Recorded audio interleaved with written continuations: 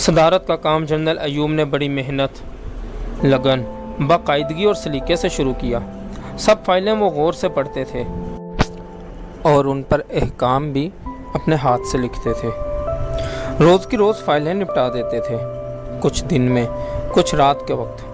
کبھی ایسا نہیں ہوا کہ کوئی فائل اگلے روز کے لیے اٹھا رکھی ہو۔ ہر روز اپنی ڈاک بھی پوری دیکھتے تھے۔ کچھ خطوط خود جواب دینے کے لیے منتخب کر لیتے تھے، باقی میرے حوالے کر دیتے تھے۔ اس زمانے میں صدر کے نام جتنے خط آتے تھے ان سب کے جواب ضرور دیے جاتے تھے۔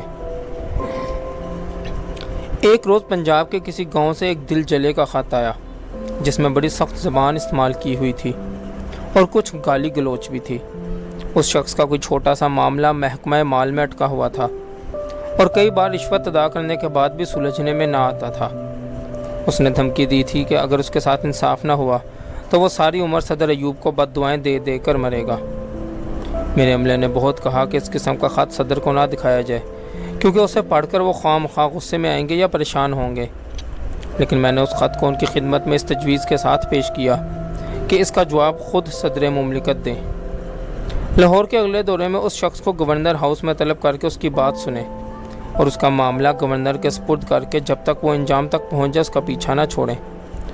یہ تجویز صدر ایوب کو پسند آ گئی اور اس پر عمل کر کے انہوں نے وقتاً فوقتاً مشرقی اور مغربی پاکستان میں بہت سے چھوٹے چھوٹے لوگوں کے چھوٹے مسائل حل کرنے میں بڑی مدد دی۔